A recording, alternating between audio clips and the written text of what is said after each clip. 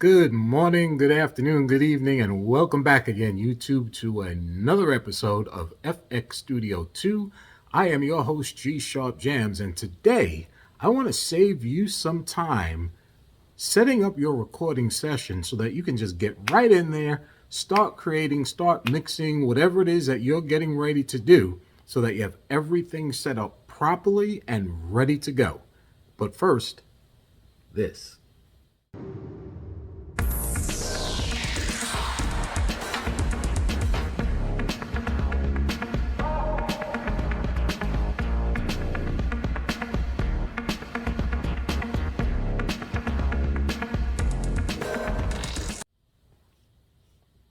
Okay, so welcome back, and thanks again, everybody, for tuning in for another episode of FX Studio.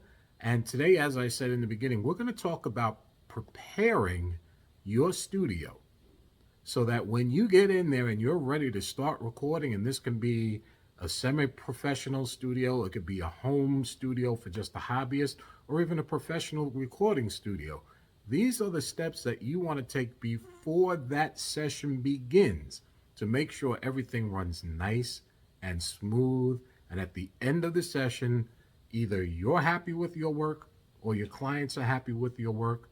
Hopefully everybody's happy with your work because everything ran nice and smooth. Now, what are the steps that you have to take to ensure that that happens? Well, we all know that today 99% of folks out there are using some type of a DAW. And this is going to be your first step when planning and preparing before you get into the execution phase of your recording session. Now, during your planning and preparing stage, we need to focus, number one, on that DAW, your digital audio workstation. Within that DAW, there are certain things that we have to set up, get ready to use, and make sure that they're ready to go so that your clients aren't sitting there waiting for you, wasting their time, and that's not what you want to do because they're paying you for this time. So these are the things that you want to have set up and ready to go. And if you're just in your home studio, you want to have these things set up and ready to go as well, so you're not wasting your time session after session after session, constantly recreating things within your DAW. It's all there for you in a template that you've created. I've got a few different templates that I use within two different DAWs that I use, and I always go back to them, and if I end up not using them, I just have to remove the track from that DAW session, and it's as simple as that. But let's go ahead and get started. I think you get the idea of where we're going here today. So first, obviously, the first thing that you have to do is create the tracks within your DAW. Now, in order to do that, we're not going to spend a lot of time here because this is basic common sense. In order to create the tracks, you've got to know what it is you're going to be recording. Do I have one vocalist? Do I have two vocalists? Do I have a lead guitar and a rhythm guitar? Do I have one lead guitar and two rhythm guitars and an acoustic guitar? The bass player, the number of drums in the drum set that you're going to be recording. If it's not a drum set, you're using a drum machine, how many different drums in that drum machine are you going to be using? You've got to set up different tracks for all of those different instruments. Now, once you've done that, again, that's pretty obvious, but we're going to get a little bit deeper here, so just stick with me. Once you've done that, you want to get into creating buses. Now, the buses, as we know, are the individual tracks where you're going to send a vocal or send a guitar or send the drums. Now, you could have a vocal bus, which may contain compression, reverb, or any other processing tools or special effects that you intend to use on that particular vocal. Also, and very important, is the drum bus. You want to take that set of drums. Now, if you're using 5 or 8 or 12 different drums, you want to take all those, let's just say it's an 8-piece drum set. You want to take those 8 sets, those 8 pieces of that drum set, and combine them all into one drum bus, so that now you can assign that drum bus to 1, 2, or 3 different effects, especially compression. I personally use the Drummer 1978 stereo compressor on my drum bus. Now, of course, you don't want to record drums in stereo. They should be mono, sitting right there in the middle. But You can mess around, like I always say on this channel, experiment, think outside the box, do something different, try recording in stereo, see what happens. You might be surprised what you come up with. But you send those 8 drums to that drum bus, and now I would put my 1978, my drum in 1978 bus compressor on that drum bus.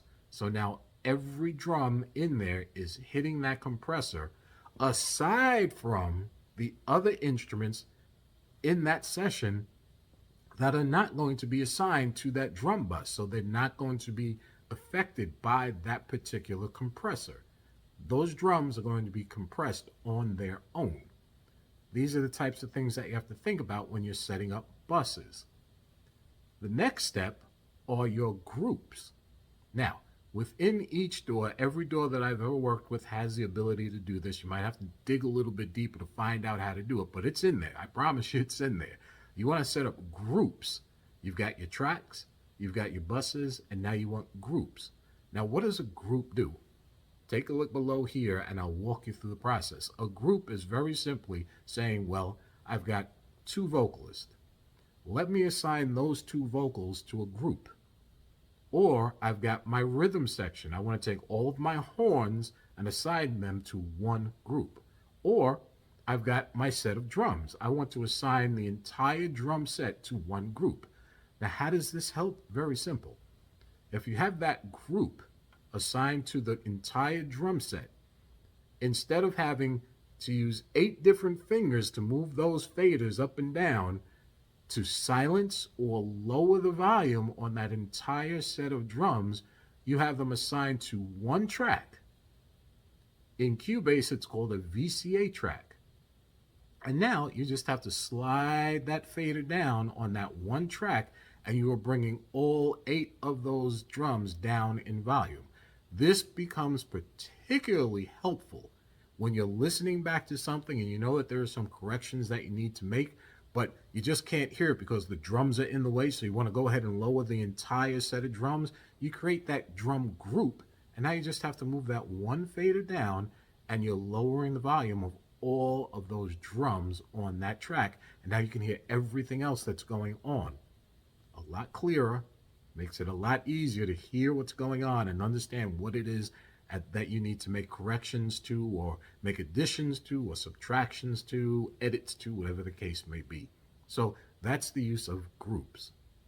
Next thing I want to talk about is the assignment of panning and how important it is to understand the use of proper panning. Now, let me put this in perspective for you. Go outside, take a walk down the block, and listen to everything that's going on around you.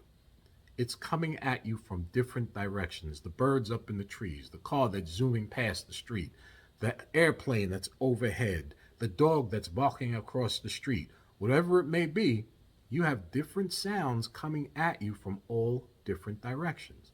And this is the use of panning and proper panning. You want to create an immersive listening experience. And I know that lately that term immersive listening experience, especially with the advent of the Dolby Atmos, and people are saying get into Atmos, it's going to be the next big thing. And honestly, I thought it was going to be the next big thing, but now I've done a little bit more research on it. I'm not all that excited about it anymore. It's coming. It's definitely coming, but don't go out and sell all your equipment and switch over to Dolby Atmos because you think that's going to be the next big wave. It will be big when it gets here, but it's not going to replace the traditional recording studio. It's not going to happen, and that's just my opinion. But anyway, you want to create that immersive listening experience, and in order to do that, you want to pan your instruments correctly. You don't want everything right down the center. You want space. You want to create space and dimension within that project. And the way to do that is to use proper planning, or proper panning. Now, let me just go through proper panning with you, looking at the different instruments. And we'll start with vocals. Vocals obviously have to stand out in the mix because they are the main attraction of what's going on if it's a song. Everybody's got to hear that vocal, and they got to hear it nice and crisp and clean, up front, dead center. So your vocals should be panned dead center. You want to experiment and turn that knob a little to the left or turn that knob a little to the right, that's fine. But those vocals, especially that lead vocal, should be dead center. Now, if you have backup vocals, different story.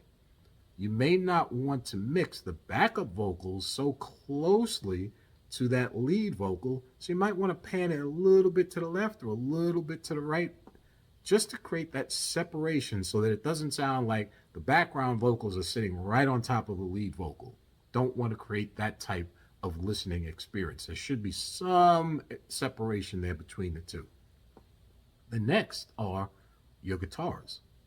You have a lead guitar and you have a rhythm guitar. You may have two rhythm guitars and you have a bass guitar. The bass guitar, plain and simple, dead center in the middle. Don't pan it left or right. It needs to sit right there in the middle. End of story. Lead guitar, rhythm guitar, pan one a little bit to the left and another one a little bit to the right, creating that separation. That's taking care of our guitars. Now, if you have a very complex project that you're working on and you're looking at a rhythm section with horns and trumpets and tubas and saxophones and things of that nature, think Earth, Wind, and Fire, a band of that nature. That's a big project. Now you've got to go in there and individually move things around using panning and reverb to create space and dimension so that everything doesn't sound like it's sitting on top of each other, but instead everything is nicely spread out as if you were at a concert. They're on different sides of the stage. Rhythm section over here, drums here, vocals here, this piece here, the guitar is over here. You want to create that space for the listener. So that's what we need to do as far as guitars are concerned. Now, drums.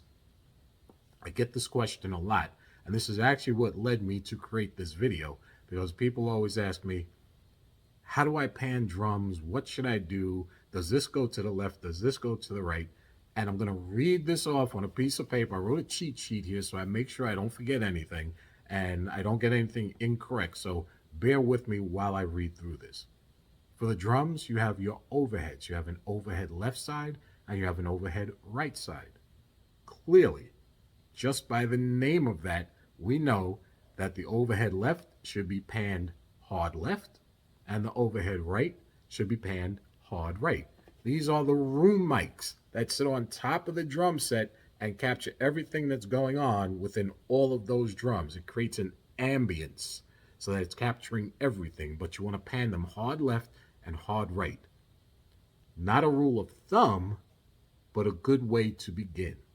Keep that in mind. You want to experiment with that because in different settings and in different studios, different ceiling heights makes a big difference.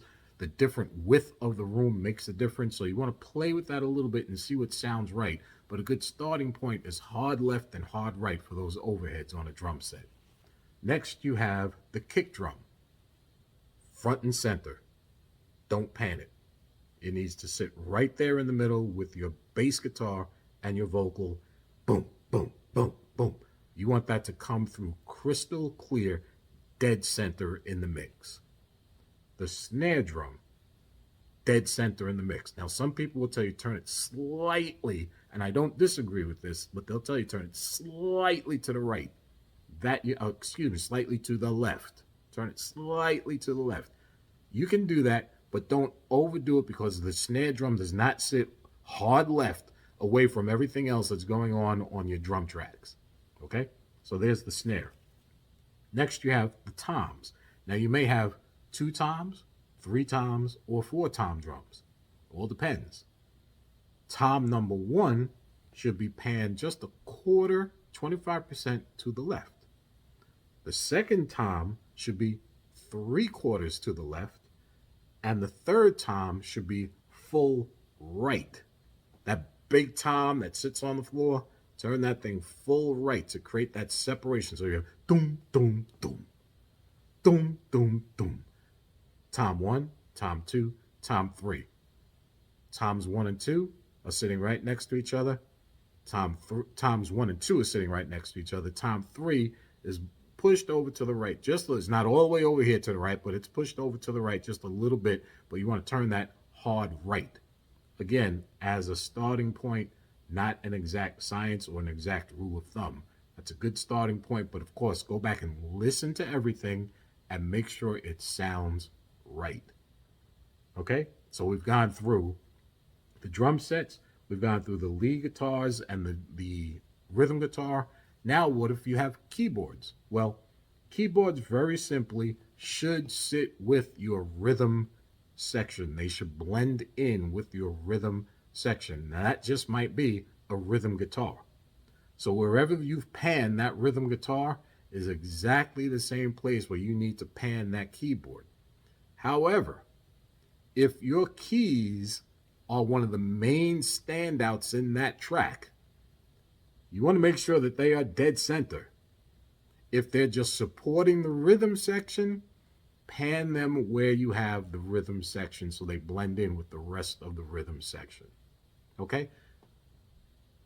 Things get a little bit more difficult and a little bit more complex when, again, if we're talking about a band like Earth, Wind, and Fire with horns and just all these different things going on, then it gets a little bit more complex, something we're not going to get into this video. This is just a starting point to understand how to create that space and dimension using panning when creating your template in your DAW that you will use from now until you finish with your recording career.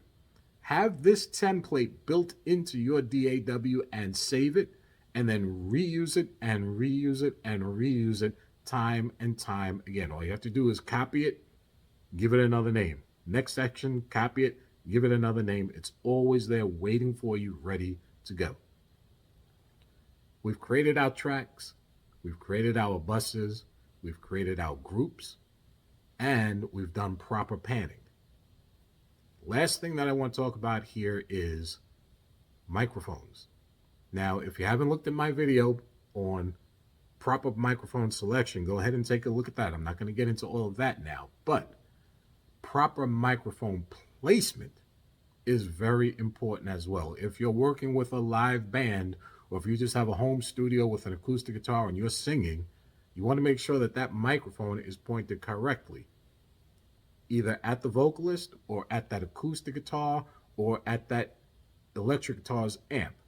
Proper mic placement is very important, and it's going to save you a ton of headaches when everything is done. Because here's the thing, I know they use this term a lot in the video world where they say we'll fix it in post.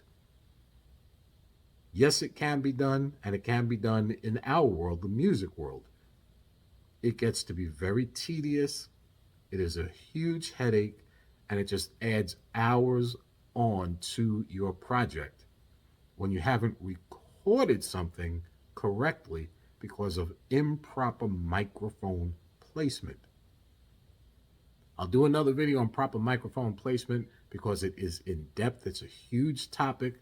There are a lot of different things that you have to take into account. So we're not going to talk about that here, but understand that the microphone shouldn't be sitting here, and the microphone shouldn't be sitting way out here. Leave it somewhere about 4 to 6 inches away from the vocalist, and use a pop filter.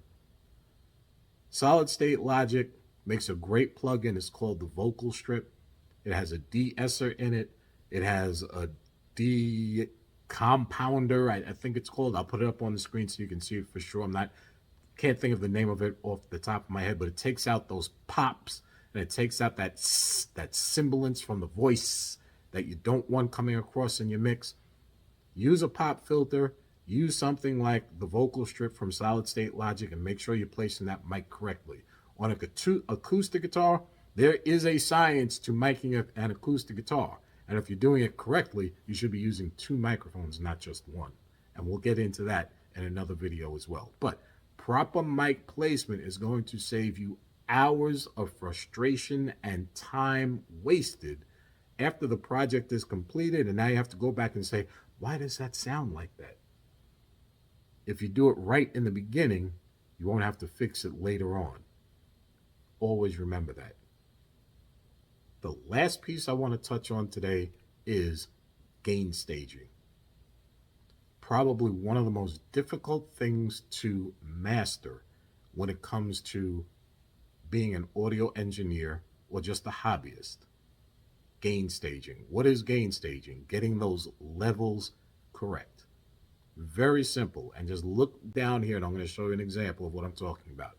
If you record a vocal and you record that vocal too hot and you're already in the yellow, that dial is already going yellow and it might be touching red. If it's touching red, forget it. You need to do the whole thing over. But if you're already in the yellow, you haven't even put compression on it. You haven't put on all the other effects that you might be using. For example, if you use, like I like to use, their Rupert Neve 535 compressor, if I'm at yellow and then I put that 535 on that vocal, that thing's instantly going red because that 535 is powerful. Okay? It is powerful and it's going to add so much more. But if you don't leave enough headroom, everyone likes to start at 0 and they say, this is a good starting point. Let me just leave it at 0, unity gain, and let me just start there, and that's a good starting point. Bring it down. Bring it down to maybe 10. Just bring it down. This gives you that extra headroom to work with when you start adding external effects and compression and things of that nature, because they are going to add amplitude to whatever it is that you're recording. You're going to need that extra headroom to work with so that you're not going into the yellow immediately, and definitely so you're not going into the red, because like I said before, once you're already in the red, that track is dead. It's dead. You're going to have to do it over.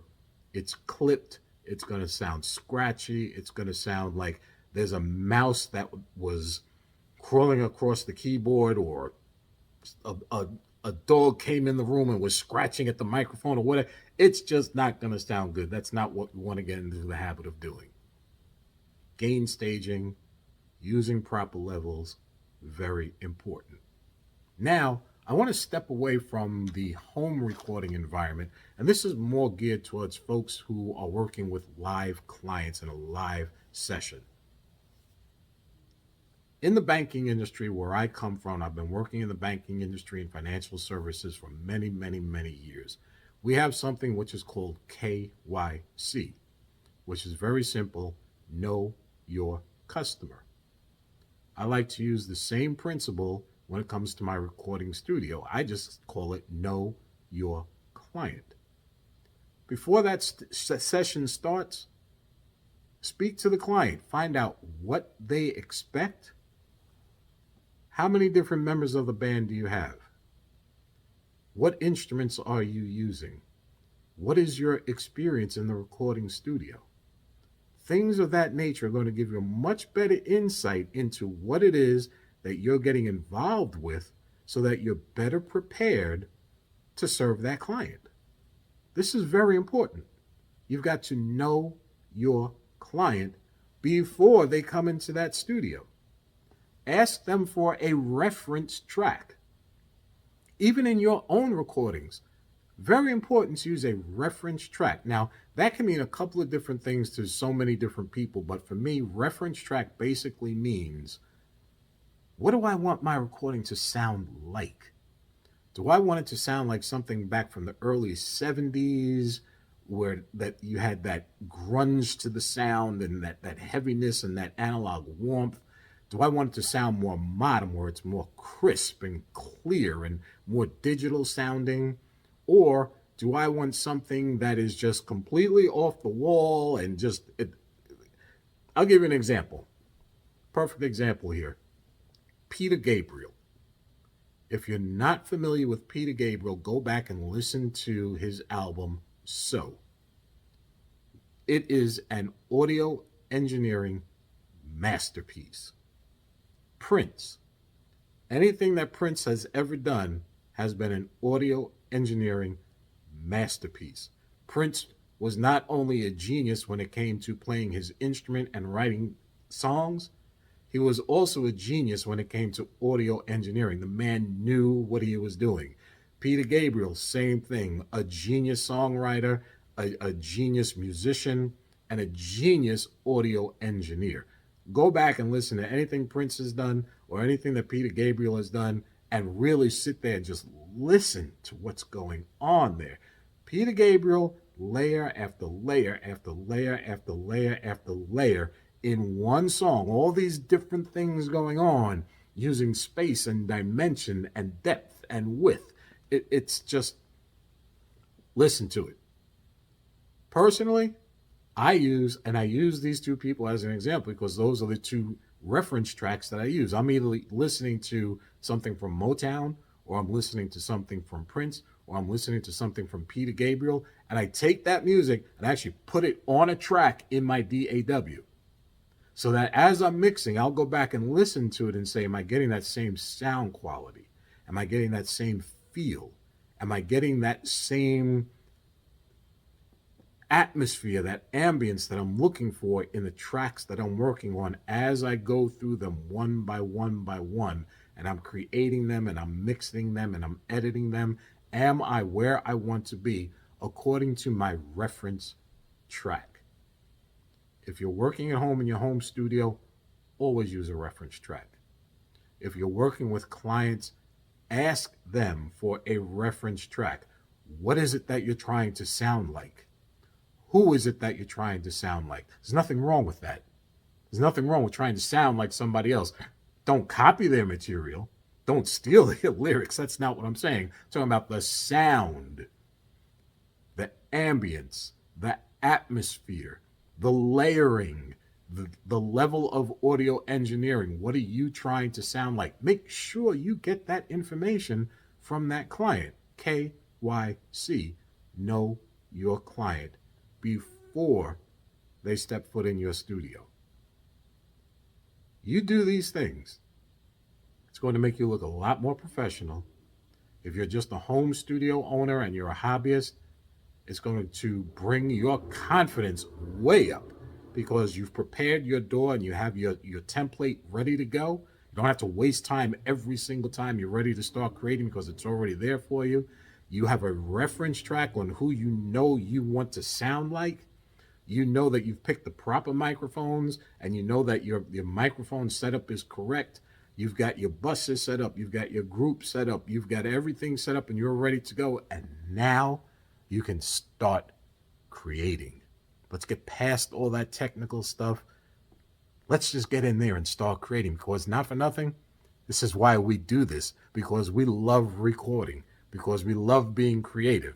Part of that creative process, of course, is getting in there and learning how to do this stuff and learning how to set everything up. But the fun of it is getting in there and start playing your instrument, whatever it may be, That's the fun of it. And then when you get to that final piece and everything is done and you listen back to that and you say, wow, I did this one right. It's all about proper preparation. Proper preparation is going to get you to where you want to go every single time before you hit the execution phase. Remember that. 2 stages: preparation and then execution. Keep those things in mind, and you will take your audio engineering career to a whole different level. Until next time, this is G Sharp Jams. Thanks for watching. I'll be back with another video real soon. Subscribe, like, share. Appreciate all the views. Appreciate all the subscribers. I know there's a lot of you out there that are watching that aren't subscribing. Please hit that subscribe button. It means a lot to me. Till next time, as I always say, keep creating. And remember, think outside of the box. Don't do something because that's the way everybody else is doing it. Do what sounds right to you. Everybody, have a great rest of your day.